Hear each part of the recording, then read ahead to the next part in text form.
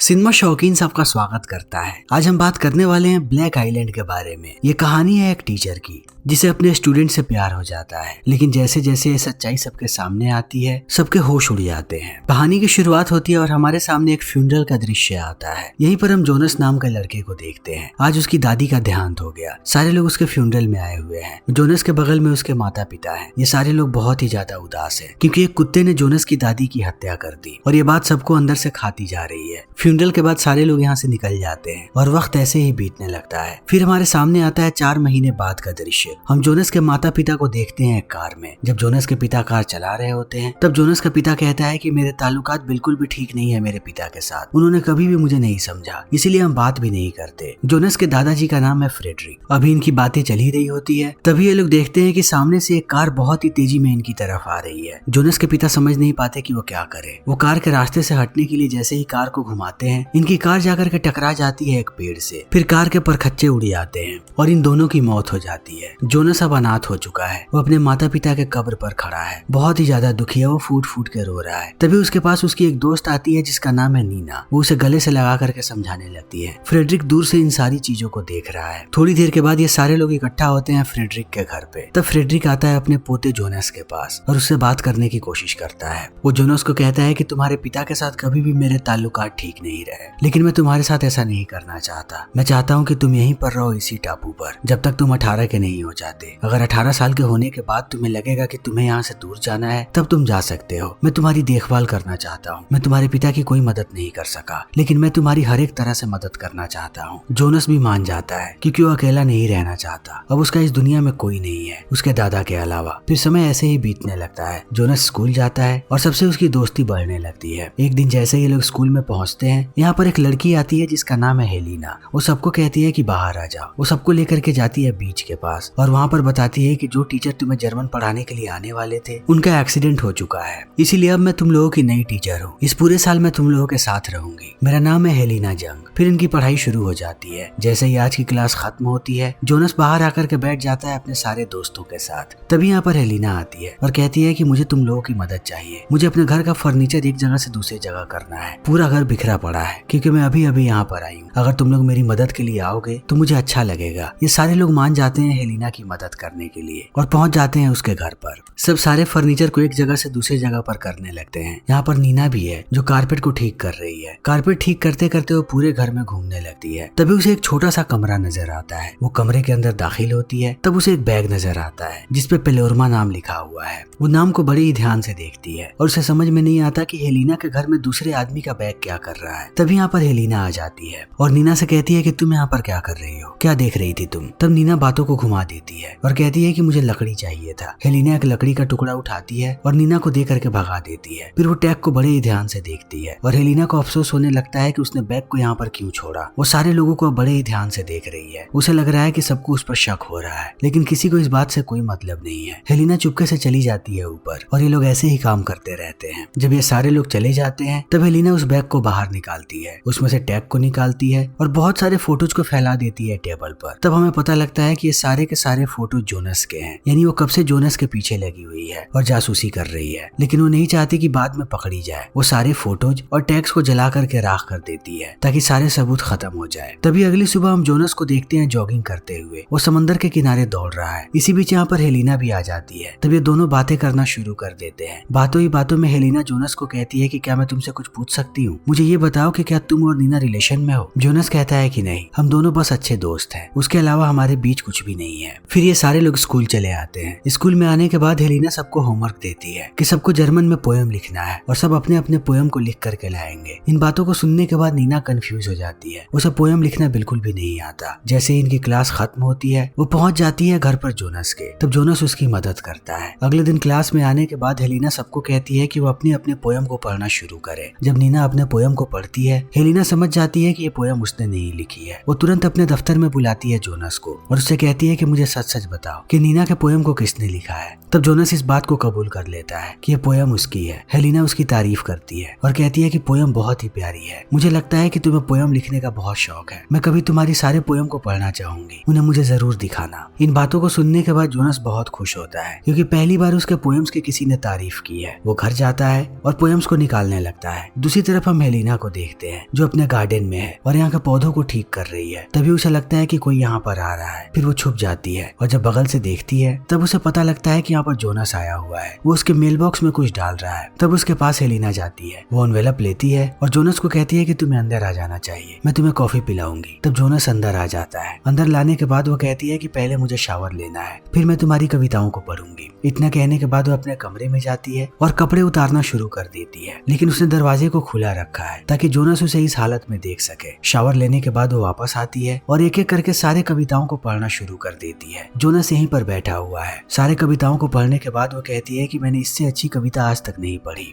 Helena की आंखों में यहाँ पर आंसू हैं। जैसे ही इन आंसुओं को जोनस देखता है वो उन्हें पोंछने लगता है और ये धीरे धीरे एक दूसरे के करीब आने लगते हैं। जोनस किस करता है हेलिना को, तब वो उसके और भी ज्यादा करीब आ जाती है और ये दोनों इंटीमेट हो जाते हैं। इंटीमेट होने के बाद जोनस यहाँ से निकल जाता है। अगली सुबह जब हेलिना स्कूल जा रही होती है तभी उसके पास जोनस आता है और कहता है कि कल जो कुछ भी हुआ वो बस एक गलती थी, मैं होश में नहीं था, मुझे पता नहीं लगा कि मैं क्या कर रहा हूँ। हेलिना कहती है कि वो कोई भी गलती नहीं थी, तुम्हें उसके लिए शर्मसार होने की कोई जरूरत नहीं है। मुझे बहुत अच्छा लगा। जब ये लोग रास्ते में आ रहे होते हैं तभी नीना इन दोनों को देख लेती है कि ये लोग अजीब तरीके से बात कर रहे हैं। तब वो रोड के बगल में छुप जाती है और ये दोनों यहाँ से निकल जाते हैं। क्लास में आने के बाद भी नीना इन्हीं दोनों को देख रही है। नीना के साथ उसकी एक दोस्त बैठी है जिसका नाम है जूल। हेलिना जिस तरीके से जोनस को छू रही होती है ये दोनों समझ जाते हैं कि इनके बीच क्या चल रहा है। जूल नीना को कहती है कि ये दोनों बहुत आगे निकल गए हैं। क्लास जैसे ही खत्म होती है नीना पहुंचती है हेलिना के पास और कहती है कि मुझे आपको कुछ बताना है। कल जो कविता मैंने क्लास में सुनाई थी वो मैंने नहीं बल्कि जोनस ने लिखी है।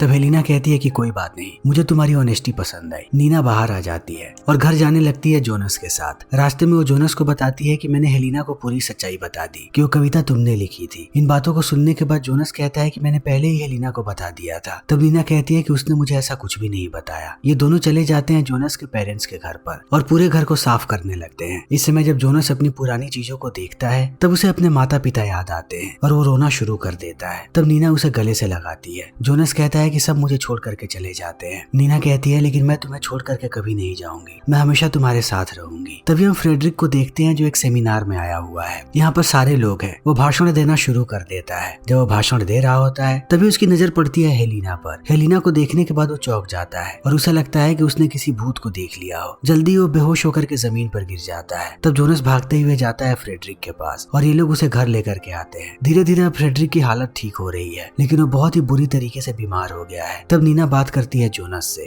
कहती है कि जब तुम्हारे दादाजी भाषण दे रहे थे तब उनकी नजर पड़ी हेलिना पर। उन्होंने उसे देखा, उसके बाद वो बेहोश होकर के जमीन पर गिर गए। मुझे लग रहा है हेलिना कुछ न कुछ तो छुपा रही है, उसका कोई बहुत ही बड़ा राज है। तब जोनस कहता है कि तुम्हें ऐसे ही शक होते रहता है उस पर, वो बस एक साधारण लड़की है जो यहाँ पर पढ़ाने आई है, वो भी 1 साल के लिए, तुम्हें उस पर शक नहीं करना चाहिए। नीना कहती है लेकिन मैं सच बोल रही हूँ, तुम मुझसे दूर रहोगे यही ठीक है। जोनस कहता है कि अब तुम बात को ज्यादा आगे बढ़ा रही हो। ये बातें नीना को पसंद नहीं आती और वो रोती हुई बाहर आ जाती है। तब जोनस जाकर के सो जाता है। आधी रात में जब उसकी आंख खुलती है तब वो देखता है कि उसके बिस्तर में हेलिना है। ये दोनों इंटीमेट होते हैं। इंटीमेट होने के बाद सुबह सुबह हेलिना जगती है और चुपके से बाहर निकल जाती है। जब वो बाहर आ रही होती है उसी वक्त नीना उसे देख लेती है, लेकिन वो हेलिना को पता नहीं लगने देती कि उसने उसे देख लिया है। अब नीना भी इस बात को समझ चुकी है कि इन दोनों का अफेयर चल रहा है। वो बहुत ही ज्यादा गुस्से में है। वो नाश्ता लेकर के आई थी जोनस के लिए। वो उस पार्सल के ऊपर नीना का नाम लिख देती है ताकि जोनस को ये बात पता लग जाए कि नीना को पता लग गया है इन दोनों के बारे में। फिर वो वापस आकर के टहलने लगती है बीच पर। तब उसकी मुलाकात होती है जूल से। जब ये दोनों बातें कर रहे होते हैं तब नीना सारी बातों को याद करने लगती है कि आखिर सुबह में हुआ क्या था और सब कुछ जूल को बताती है। तब जूल कहती है कि मुझे भी हेलिना पर शक होता है। स्कूल में एक और टीचर हुआ करती थी कुछ साल पहले, मेरे पिता बताते हैं उसके बारे में, वो बिल्कुल हेलिना की तरह दिखती थी। ये बातें अब नीना के दिमाग में घूमने लगती हैं। तभी हम जोनस को देखते हैं जो स्कूल के लिए बाहर निकल रहा है। जब वो दरवाजे पर आता है तब देखता है कि फ्रेडरिक दरवाजे पर ही बैठा है। वो फ्रेडरिक से पूछता है कि क्या आप ठीक हैं? फ्रेडरिक कहता है कि हाँ। तब जोनस कहता है कि मैं जा रहा हूँ। फ्रेडरिक कहता है कि तुम्हें नहीं जाना चाहिए, तुम घर पर ही रुक जाओ। तब जोनस बैठ जाता है और थोड़ी देर सोच करके फ्रेडरिक को कहता है कि क्या हेलिना के बारे में,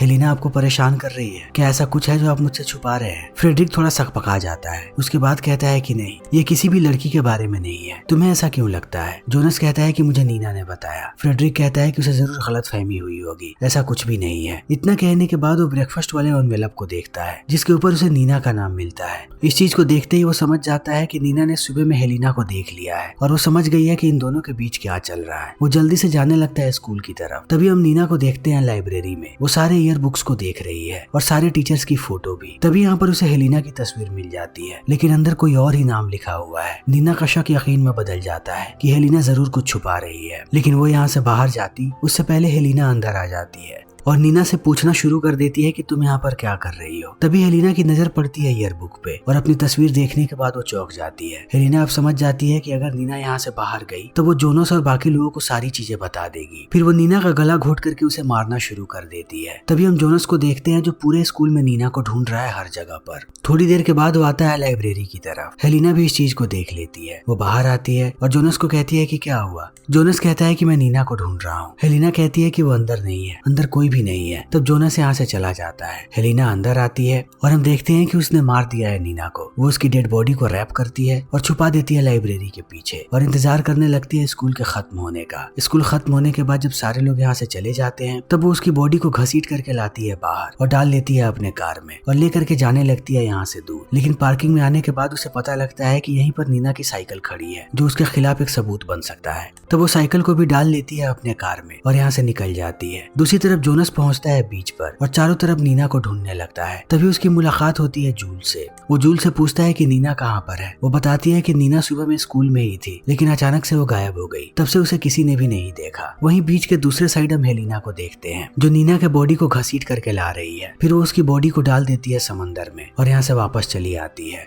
घर आते ही उसे जोनस का संदेश मिलता है। जोनस कहता है कि मैं तुमसे मिलना चाहता हूँ। हेलिना कहती है कि मेरे घर पर आ जाओ। जोनस यहाँ पर आता है और कहता है कि मैं बहुत परेशान हो रहा हूँ। नीना गायब हो गई है, मैंने उसे हर जगह ढूंढ लिया, वो कहीं भी नहीं मिल रही। क्या तुम्हें पता है उसके बारे में कुछ? हेलिना कहती है कि वो शायद यहाँ से भाग गई होगी। वो तुम्हें पसंद करती थी, लेकिन उसने मुझे और तुम्हें एक साथ देख लिया। शायद ये बात उसे अच्छी नहीं लगी, इसीलिए वो तुमसे दूर चली गई। ये बात अब बढ़ती जा रही है। अब से हम दोस्त ही ठीक है, हम कभी भी एक दूसरे के करीब नहीं आएंगे। लेकिन जोनस को ये बात पसंद नहीं आती। वो हेलिना को अपनी तरफ खींचता है और ये दोनों किस करने लगते हैं और उसके बाद इंटीमेट होते हैं। इंटीमेट होने के बाद जोनस अपने घर पर आकर के सो जाता है। तभी सुबह में फ्रेडरिक आकर के उसे उठाता है और बताता है कि नीना की लाश मिली है। ये सारे लोग भागते हुए पहुंचते हैं बीच पर। जोनस देखता है कि नीना के माता पिता बहुत ही ज्यादा रो रहे हैं, जैसे उनकी दुनिया खत्म हो गई हो। जैसे ही फ्रेडरिक इन चीजों को देखता है वो दोबारा बेहोश होकर के गिर जाता है जमीन पर। तब उसे ये लोग हॉस्पिटल में एडमिट करवा देते हैं। जोनस अब बहुत परेशान है। वो आकर के मिलता है अपने दोस्तों से। जब ये लोग थोड़ी देर तक बात करते हैं तब इन्हें एहसास होता है कि नीना का मर्डर हुआ है। उसे किसी ने जानबूझ के मारा था और इन्हें पता लगाना पड़ेगा। सबका शक हेलिना पर है क्योंकि हेलिना के अलावा इस टापू पर दूसरा कोई भी नया नहीं आया और ना ही इनका कोई दुश्मन था। ये लोग कहते हैं कि नीना को इन लोगों ने आखिरी बार लाइब्रेरी में देखा था। तब ये लोग लाइब्रेरी में चले जाते हैं। वहाँ पर जूल भी आ जाती है और वो सारी बातें बताती है जो उसने नीना को बताया था कि जूल के पिता की एक टीचर थी जो बिल्कुल हेलिना की तरह दिखती थी। यही बात उसने आखिरी बार बताई थी नीना को। तब नीना लाइब्रेरी में आई थी ईयरबुक को देखने के लिए। तब ये सारे लोग ईयरबुक्स को देखने लगते हैं, लेकिन सारे बुक्स को देखने के बाद इन्हें पता लगता है कि बीच का एक पन्ना गायब है। इन्हें और भी ज्यादा शक होने लगता है। तब ये लोग जाते हैं स्कूल की वेबसाइट पर और उस डेट की सारी तस्वीरें देखने लगते हैं। यहाँ पर उन्हें हेलिना नजर आती है फ्रेडरिक के साथ, लेकिन हेलिना का नाम कुछ और ही है। ये लोग समझ जाते हैं कि बहुत बड़ा गड़बड़ चल रहा है। दूसरी तरफ हम हेलिना को देखते हैं जो पहुंचती है हॉस्पिटल में और फ्रेडरिक के कमरे में जाकर के कहती है कि तुमने मेरी माँ को मारा है। तब हमें पूरी बात समझ में आती है। हेलिना की माँ बिल्कुल हेलिना की तरह दिखती थी और उसका फ्रेडरिक के साथ नाजायज संबंध था।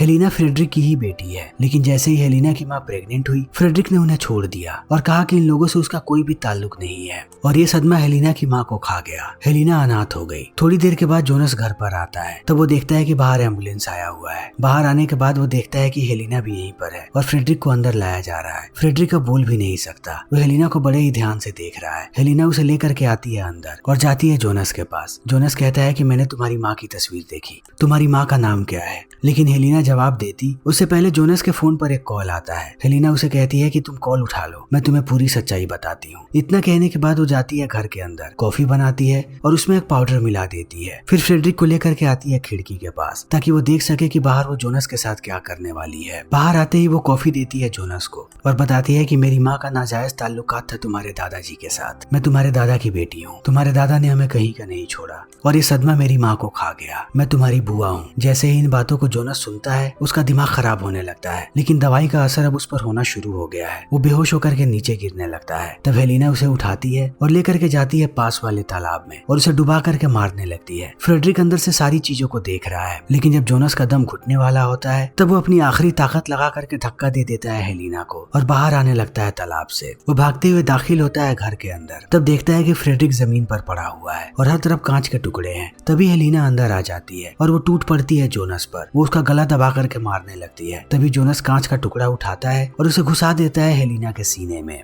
तब यहीं पर हेलिना की मौत हो जाती है और हमें बाकी की सच्चाइयां पता लगती हैं। हेलिना ने कसम खाई थी कि वो फ्रेडरिक के पूरे परिवार को खत्म कर देगी। सबसे पहले उसने फ्रेडरिक के पत्नी को मारा उस कुत्ते की मदद से। उसके बाद उसने जोनस के माता पिता का एक्सीडेंट करवा के मार दिया। तब वो आई जोनस के पीछे कि एक बार वो जोनस को मारेगी, उसके बाद वो फ्रेडरिक का भी काम तमाम कर देगी, तब उसका बदला पूरा होगा। लेकिन इस पागलपन ने उसकी जान ले ली। अब धीरे धीरे समय ऐसे ही बीतते जा रहा है। थोड़े समय के बाद हम जोनस को देखते हैं एक जहाज पर। जब वो जहाज के ऊपर होता है तभी उसे एक लड़की नजर आती है जिसने पीले रंग का कोट पहन रखा है। ऐसा ही कोट हेलिना पहना करती थी। जोनस डर जाता है और वो उसका पीछा करते हुए जाता है नीचे। नीचे जाने के बाद वो देखता है कि ये हेलिना नहीं बल्कि कोई और लड़की है। फिर वो एक साथ नक्शे को देखने लगते हैं। जोनस को एहसास होता है कि उसे अपनी दोबारा जिंदगी की शुरुआत करनी पड़ेगी, यहाँ से कहीं दूर जा करके। फिर इसी के साथ ये फिल्म यहीं पर खत्म हो जाती है। तो दोस्तों, हमारी आज की ये वीडियो यहीं पर खत्म होती है। अगर आपको हमारी ये वीडियो पसंद आई हो तो इसे लाइक करें, शेयर करें और चैनल को सब्सक्राइब करें। Thank you.